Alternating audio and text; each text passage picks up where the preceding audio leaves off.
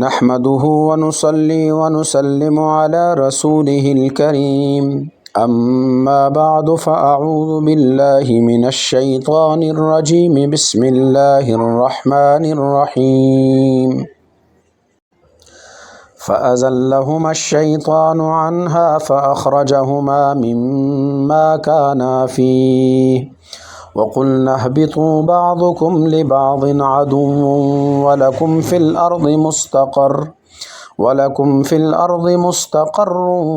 ومتاع إلى حين فتلقى آدم من ربه كلمات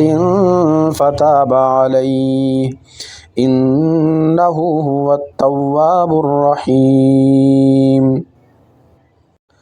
قلنا اهبطوا منها جميعا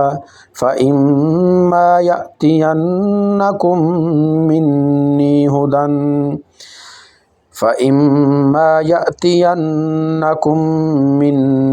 هدى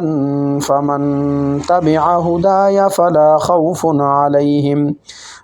خوف عليهم ولا هم يحزنون صدق اللہ مولانا العظیم۔ فَأَزَلَّهُمَا الشَّيْطَانُ عَنْهَا، پھر پھسلایا ان دونوں کو شیطان نے اس جنت سے، فَأَخْرَجَهُمَا، پس نکال دیا ان کو اس جنت سے، مما کانا فی، جہاں پر وہ تھے، وقلنا، اور ہم نے کہا، اہبطوا، تم اتر جاؤ، بعضکم لبعض عدو، تم میں سے بعض کے دشمن ہوں گے، وَلَكُمْ فِي الْأَرْضِ مُسْتَقَرٌّ، اور تمہارے لیے زمین میں ایک ٹھکانہ ہے،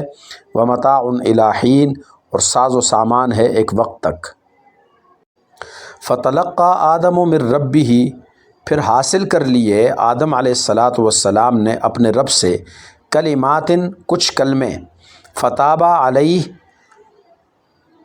پھر اللہ تعالیٰ نے ان کلمات کی بنا پر ان کی توبہ قبول فرمائی،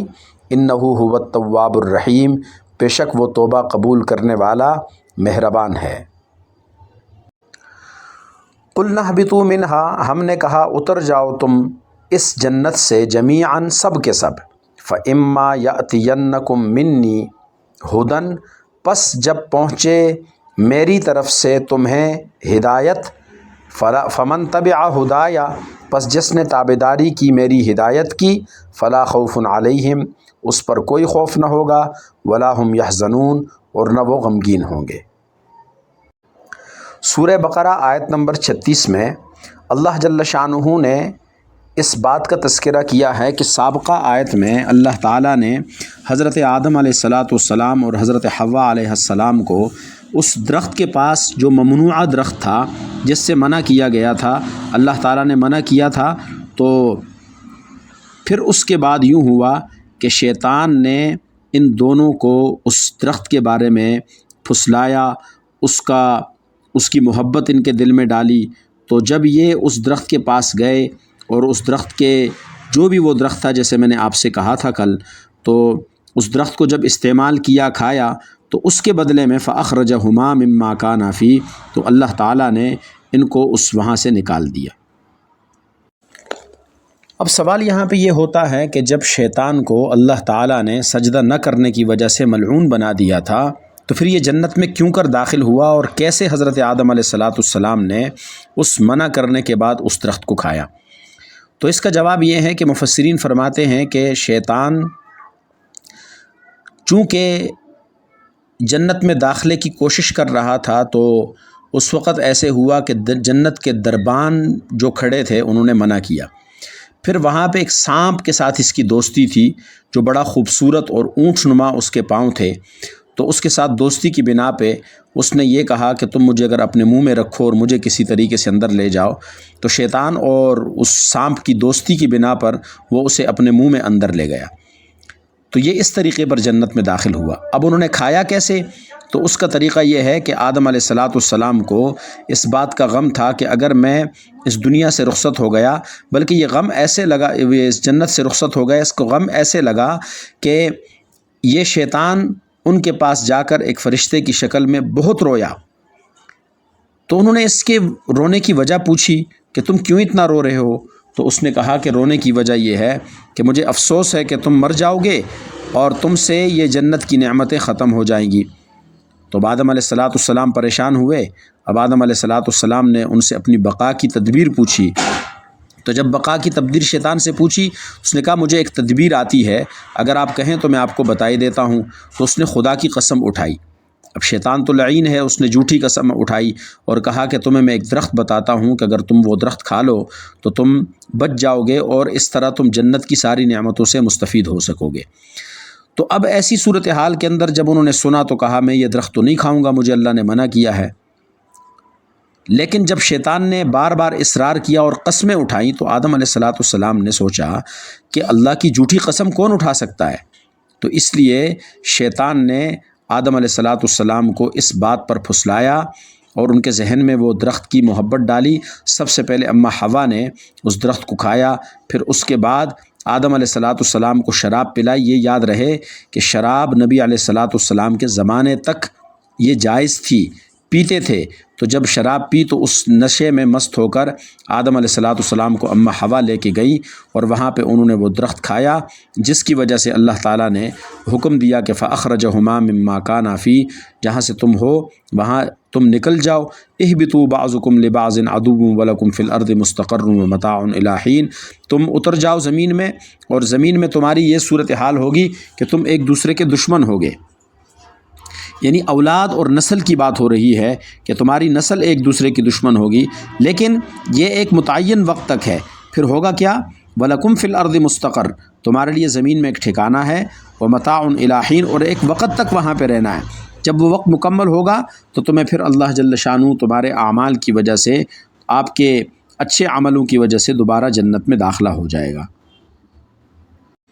پھر جب اللہ تعالیٰ نے آدم علیہ السلام کو اتارا تو اماں حوا اور حضرت آدم علیہ السلام کی 100 سال تک ملاقات نہیں ہوئی، اور یہ مسلسل روتے رہے یہاں تک کہ اللہ جل شانہ کا اللہ رب العزت نے ان پر رحم فرمایا اور ساتھ میں یہ فرمایا فَتَلَقَّىٰ آدَمُ مِن رَبِّهِ كَلِمَاتٍ فَتَابَ عَلَيْهِ إِنَّهُ هُوَ التَّوَّابُ الرَّحِيمُ۔ تو آدم علیہ السلام نے اپنے رب سے کچھ خاص کلمے حاصل کیے، اس کا تذکرہ بھی قرآن مجید میں آتا ہے، ربنا ظلمنا انفسنا وان لم تغفر لنا وترحمنا لنکونن من الخاسرین۔ یہ وہ کلمے ہیں جس کی بنا پر اللہ رب العزت نے آدم علیہ السلام کی وہ توبہ جو ان سے خطا ہوئی تھی، اس خطا پر توبہ قبول کی، اور اللہ فرماتے ہیں انہ هو التواب الرحیم، وہ بخشنے والا، توبہ قبول کرنے والا، مہربان ہے۔ پھر اللہ تعالیٰ نے آدم علیہ السلام کی ایک نسل کے لیے آگے اس آیت نمبر 38 میں پیغام دیا، کہا قُلْنَا اهْبِطُوا مِنْهَا جَمِيعًا، تم سب کے سب اترو۔ اس طرح نہیں ہے کہ آدم علیہ السلام نے غلطی کی، وہ اتر گئے اور باقی اولاد جنت میں جائے گی، نہیں، آدم علیہ السلام نے جو غلطی کی اس پر اللہ تعالیٰ نے، یہ ایک اصل میں حقیقت یہ ہے کہ اللہ تعالیٰ نے دنیا کو آباد کرنا تھا، اور دنیا کی آبادی کا ایک ذریعہ تھا، ایک راستہ تھا، ایک ترتیب تھی، اس ترتیب پہ کام ہو رہا تھا۔ تو قُلْنَا اهْبِطُوا مِنْهَا جَمِيعًا فَإِمَّا يَأْتِيَنَّكُم مِّنِّي هُدًى، جب تمہارے پاس میری طرف سے ہدایت آ جائے۔ اب وہ ہدایت کیا ہے؟ وہ ہدایت انبیاء علیہ السلام کی صورت میں ہے، وہ ہدایت آسمانی کتب کی صورت میں ہے، وہ ہدایت قرآن مجید کی صورت میں ہے۔ یہ وہی ہدایت ہے جس کے بارے میں ہم اللہ سے بار بار مانگتے ہیں، اہدنا الصراط المستقیم، اے اللہ ہمیں سیدھے راستے کی ہدایت عطا فرما۔ تو اللہ فرماتے ہیں جو میری اس ہدایت کی تابعداری کرے گا، جو میں نے ان کو رہنمائی دی اس کی تابعداری کرے گا، تو فلا خوف علیہم ولا هم يحزنون، انہیں کوئی کسی قسم کا خوف نہیں ہوگا، ولا هم يحزنون، اور نہ وہ غمگین ہوں گے۔ خوف نہ ہونے کا مطلب یہ ہے کہ انہیں آنے والے وقت کا خوف نہیں ہوگا، ولا هم يحزنون، اور نہ وہ اس بات سے غمگین ہوں گے کہ ہمیں جنت سے نکالا جائے گا۔ تو جنت میں جانے کے بعد انسان کے اوپر کسی قسم کا خوف اور غم نہیں ہوگا۔ اللہ کریم ہمیں